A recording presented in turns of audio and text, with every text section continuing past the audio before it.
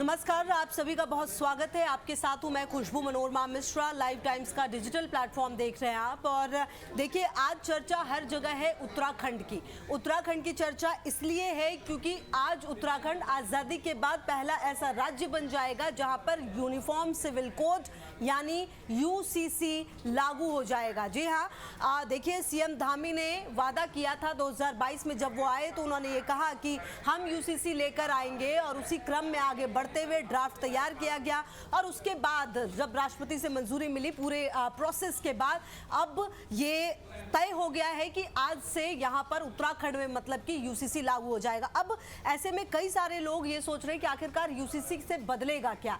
देखिए, यूसीसी से बहुत कुछ बदलने वाला है और अगर आप आसान भाषा में आप यूसीसी को समझें तो ये एक ऐसा कानून है जो विवाह, तलाक, उत्तराधिकार, गोद लेने का, भरण पोषण जैसे मुद्दों पर सभी धार्मिक समुदायों पर एक जैसा लागू होगा।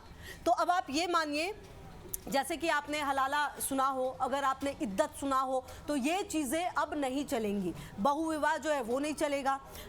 तो अब जो तमाम चीज़ें हैं वो बदल जाएंगी। अच्छा, आप देखिए, समझिए, पॉइंट से समझिए कि क्या क्या चीज़ें आज के बाद बदल जाएगी। उससे पहले एक बात आप ये भी समझ लीजिए कि भारतीय संविधान में गोवा को क्योंकि विशेष राज्य का दर्जा मिला हुआ है, साथ ही संसद ने कानून बनाकर गोवा को पुर्तगाली सिविल कोड लागू करने का अधिकार दिया था।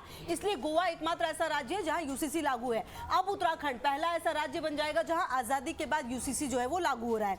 अब देखिए, जो पॉइंटर्स आप ऐसे समझिए कि क्या कुछ बदल जाएगा मतलब कि यूसीसी के लागू होने के बाद। अच्छा, एक चीज और, आप उत्तराखंड के हैं, कहीं और रहते हैं, तब भी आप पर यूसीसी लागू होगा। मतलब अगर आप उत्तराखंड की अगर पहचान है तो आप फिर यूसीसी जो है कहीं पर भी रहें आप पर लागू होगा। This is also very important.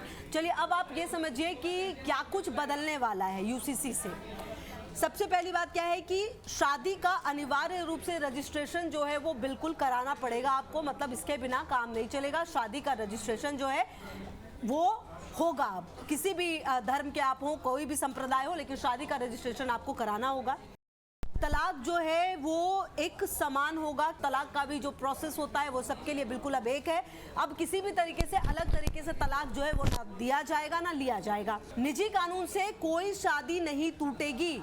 मतलब कि जैसे कि अगर आपने सुना हो मुस्लिम पर्सनल लॉ बोर्ड का नाम, तो कई बार क्या होता है कि उसका हवाला दिया जाता है, लेकिन अब जो है उसके तहत कोई भी शादी नहीं टूटेगी। मतलब शादी टूटने का अब एक ही जो तरीका होगा वो होगा कानूनी तरीका होगा।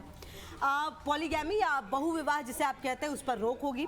18 साल की जो लड़कियां हैं उनसे ऊपर ही शादी हो पाएगी। मतलब कि कई बार हवाला देकर कई चीज़ों का, छोटी लड़कियों की भी शादी जो है, हालांकि देखिए जो कानूनन उम्र है वो 18 साल ही है, लेकिन कई बार हवाला देकर तमाम चीज़ें होती थी, लेकिन अब ऐसा नहीं हो पाएगा। इसके अलावा सभी धर्मों में बच्चों को गोद लेने का अधिकार होगा। सभी धर्म संप्रदाय किसी के भी हों, आप किसी भी जो संप्रदाय से अगर आप ताल्लुक रखते हैं तो आप बच्चे को गोद ले सकते हैं, लेकिन दूसरे धर्म के बच्चे को गोद नहीं लिया जा सकता है। ये भी इजाजत नहीं है इसके तहत। उत्तराधिकार में लड़की और लड़का दोनों को बराबरी का हक होगा। This is also very important. देखिए, अब जो सबसे ज़्यादा चर्चा में आया, यूसीसी की जब चर्चा आई उसके बाद दो तीन चीज़ें चर्चा में आई। एक क्या आया कि लिव इन रिलेशनशिप। मतलब कि लिव इन रिलेशनशिप आप समझिए, जब दो लोग अपनी मर्जी से साथ में रहते हैं, लेकिन अब लिव इन रिलेशनशिप के लिए 18 से 21 साल के जो जोड़ा मतलब जो हैं उनको ना सिर्फ कोई इजाज़त लेनी होगी, इनफैक्ट आपको माता पिता जो है अपने, उनसे एक लेटर लेकर आना होगा। मतलब आप ये मान के चलिए कि आपको ये बताना पड़ेगा उनको भी कि आप ऐसे रह रहे हैं। अच्छा, अगर आप लिव इन रिलेशनशिप में हैं और बाय एनी चांस बेबी है तो हो जाए, तो उसको भी पूरे अधिकार वैसे ही मिलेंगे जैसे कि एक शादीशुदा जोड़े के बच्चे को मिलते हैं। तो ये वो चेंजेस हैं।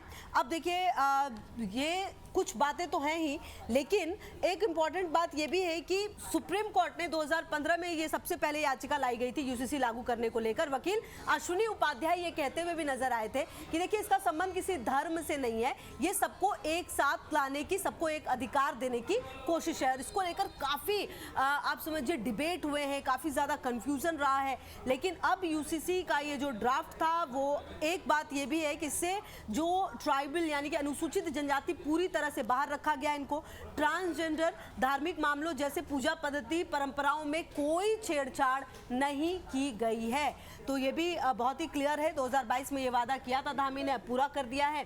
और अब ये एक ऐसा कानून जिससे कि सबको एक लाने की कोशिश है। अब देखिए, ये तो आज से उत्तराखंड में लागू हो जाएगा यूसीसी, लेकिन इसके बाद किस तरह से रिएक्शन सामने आएंगे ये देखना अहम है। और अहम ये भी देखना है कि क्या उत्तराखंड के बाद जो और भी प्रदेश और भी राज्य हैं जहां पर बीजेपी का खास करके शासन है, क्या वहां पर इसे लाने की तैयारी की जाएगी, क्या वहां पर भी इसे लाया जाएगा? ये अपने आप में बड़ा सवाल है, क्योंकि यूसीसी का विरोध जो है वो बड़े स्तर पर हुआ था एक वक्त में, लेकिन उत्तराखंड फाइनली अब वो राज्य जहां पर यूसीसी लागू हो रहा है, तो क्या अब अन्य जगहों पर भी इसे लागू किया जाएगा? ये आने वाले समय में देखना बहुत महत्वपूर्ण होगा। बहरहाल अब देखेंगे ये भी कि किस तरह के रिएक्शन उत्तराखंड में यूसीसी लागू होने के बाद सामने आते हैं। लेकिन कई ऐसे बदलाव हैं जो अब उत्तराखंड में होने वाले हैं, और ये फर्क अब सब पर पड़ेगा, किसी भी धर्म संप्रदाय समुदाय पर नहीं, बल्कि सबको एक साथ लाने की कोशिश और कवायद जो है वो यूसीसी कर रहा है, जिसके तहत अब उत्तराखंड सरकार की ये